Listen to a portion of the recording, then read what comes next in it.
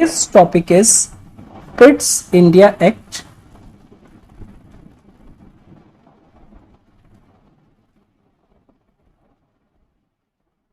1784।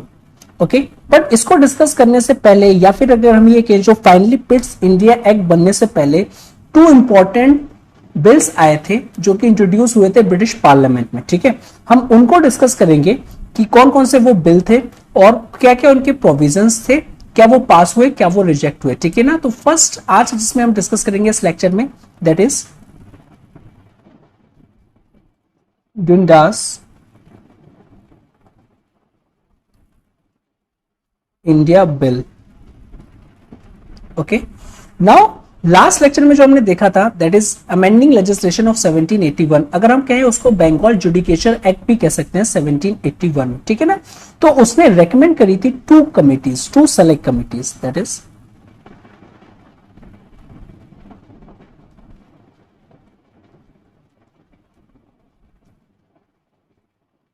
Bengal judicature जो आपका act था 1781, उसने रेकमेंड करी थी टू कमिटीज।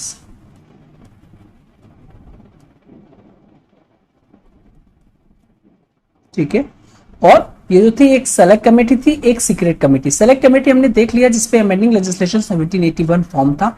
दूसरी थी आपकी सीक्रेट कमिटीज। सीक्रेट कमेटी ने सबमिट करी अपनी 6 फाइनल रिपोर्ट्स, 6 रिपोर्ट्स को सबमिट किया। ओके, और ये किससे रिलेटेड थी? ये इसको एग्जामाइन करना था कि व्हाई और what are the factors responsible for second Anglo Mysore war. के एंग्लो मैसूर वॉर के क्या क्या फैक्टर्स रिस्पॉन्सिबल थे, आप उसको एग्जामाइन करेंगे। दूसरा, जो भी ऑपरेसिव बिहेवियर था सिविल सर्वेंट्स का in India, that is oppressive behavior of companies servants in India। ठीक है, इन दोनों चीजों को इसको एग्जामाइन करना था। ठीक है, और उसमें अपना फिर रिकमेंडेशन देनी थी। ठीक है ना, ऑन दी अदर हैंड जो वॉरेन हेस्टिंग अगर हम देखें,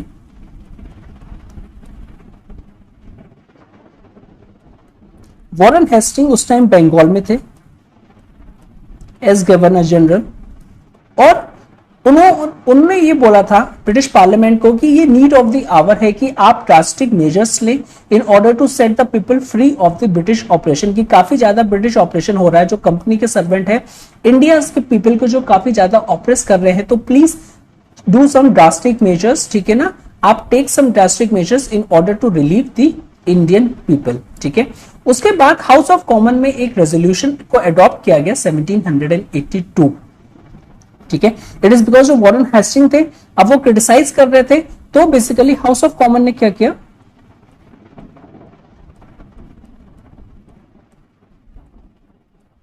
हाउस ऑफ कॉमन ने एक रेजोल्यूशन लेके आए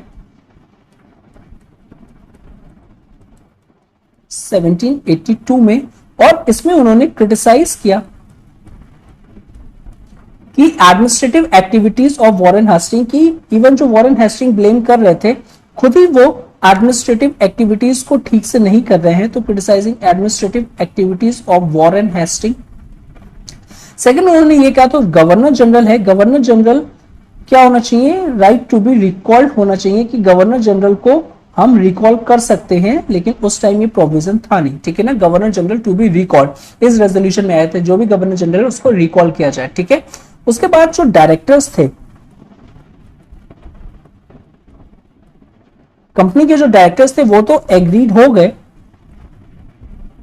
बट जो प्रोप्राइटर्स थे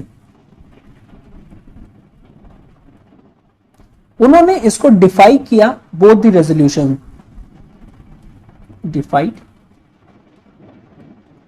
both the resolution, that is कि administrative activities of Warren Hastings को जो क्रिटिसाइज कर रहे थे, और गवर्नर जनरल को टू बी रिकॉल को किया जाए। ठीक है ना, उसके बाद अगर हम देखें तो क्या क्या इवेंट हो रहे थे कैलकाटा में, कि अगर जो कैलकाटा था ना, कैलकाटा जो था वो एज अ मेन प्रेसिडेंसी था, एज अ मेन प्रेसिडेंसी था। अब ये जो मेन प्रेसिडेंसी था, और ऑन द अदर हैंड जो इसका कंट्रोल था मद्रास पे, लेकिन जो मद्रास था वो कलकत्ता की अथॉरिटी को डिफाई कर रहा था, ठीक है ना, कलकत्ता की अथॉरिटी को।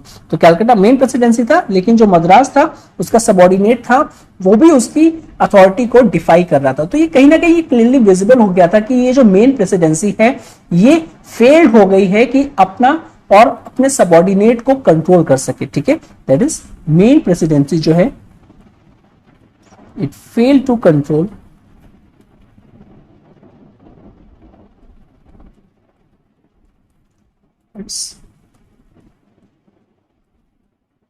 सबऑर्डिनेट्स, ठीक है, अपने सबऑर्डिनेट को कंट्रोल करने में ये अथॉरिटी और जो मेन प्रेसिडेंसी है वो फेल्ड हो गई है।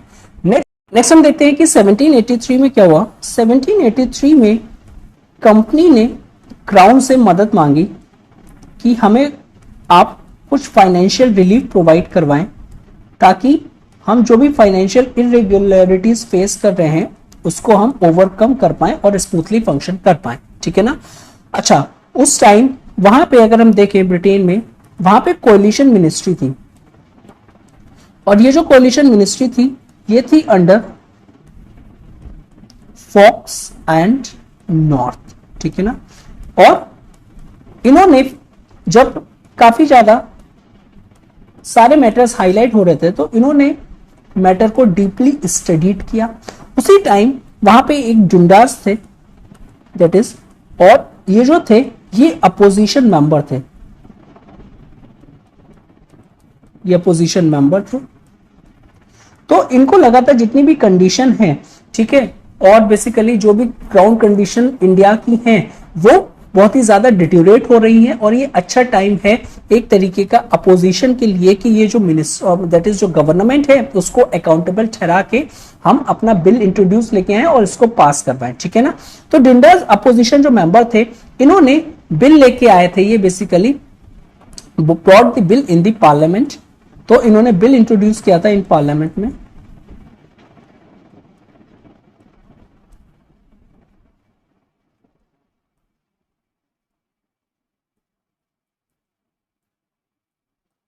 ओके, अब इसके हम प्रोविजंस देखते हैं कि प्रोविजंस क्या क्या थे इस बिल के, दैट इज द डुंडास बिल के।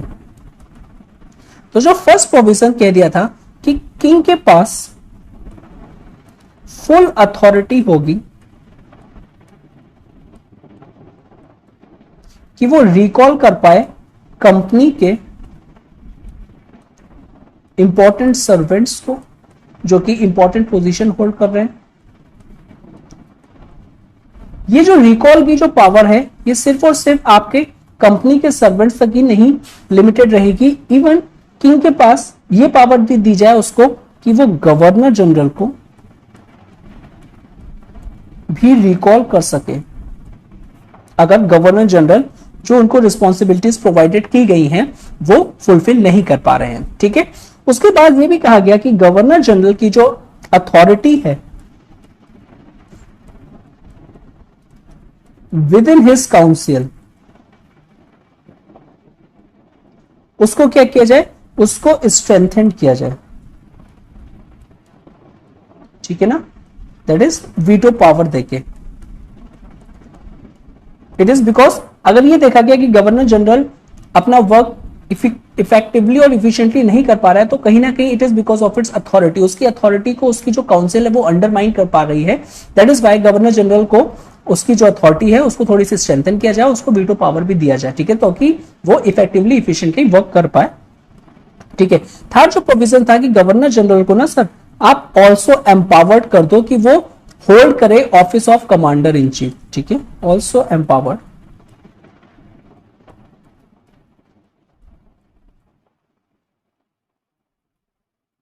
To hold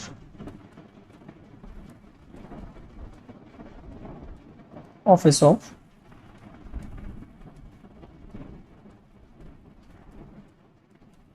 commander in chief, कि गवर्नर जनरल के साथ साथ उसको कमांडर इन चीफ का भी जो पोजीशन है या फिर जो भी ऑफिस है उसी को उसको दे दिया जाए, ठीक है ना। ओके, नाउ नेक्स्ट जो प्रोविजन आया that is the governor general in council को पावर होनी चाहिए ओवर प्रेसिडेंसीज, जो भी पावर अर्लियर भी थी उनकी, that is governor general in council, तो पावर तो थी पहले, that is power over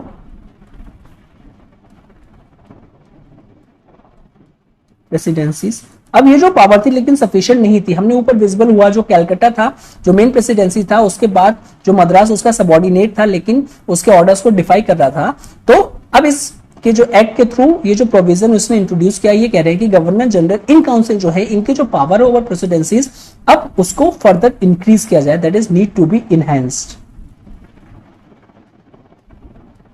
need to be enhanced. फिर जो प्रोविजन आता है आपका कि जो जमींदार हैं जो कि डिस्प्लेस किए गए हैं in Bengal as a result of quinquennial settlement, sir उनको ना आप रिस्टोर करोगे, ठीक है। जमींदार जो भी डिस्प्लेस हुए हैं इन बंगाल में एज अ रिजल्ट ऑफ किस सेटलमेंट के थ्रू, एज अ रिजल्ट ऑफ क्विंक्विलियन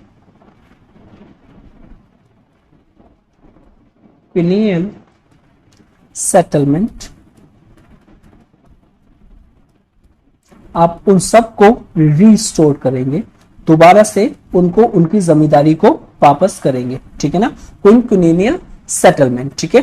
अब नाउ जितने भी सारे प्रोविजंस थे 1 2 3 4 5 सारे के सारे जो प्रोविजंस थे, although it's looks very authentic कि ये होने चाहिए थे, सो दैट जो ग्राउंड सिचुएशन जो इंडिया की थी वो आपकी इंप्रूव्ड हो पाए। बट ऑब्वियसली अभी हमने अर्लियर देखा था कि ये जो डिंडास थे ये अपोजिशनल मेंबर थे और इनका जो बिल इंट्रोड्यूस किया गया पार्लियामेंट में, इसके चांसेस बहुत ही ज्यादा कम थे कि ये पास हो पाए, और एज ए रिजल्ट वही हुआ, it is because of oppositional member bill, तो ये बिल रिजेक्ट हो गया, दिस बिल रिजेक्टेड, ठीक है। But it played an important role, finally जो एक्ट बना पिट्स इंडिया एक्ट 1784, एक ये बिल है और एक इसके बाद फॉक्स बिल है, वो हम नेक्स्ट लेक्चर में डिस्कस करेंगे, और then after we will move the Pitt's India act, ठीक है। तो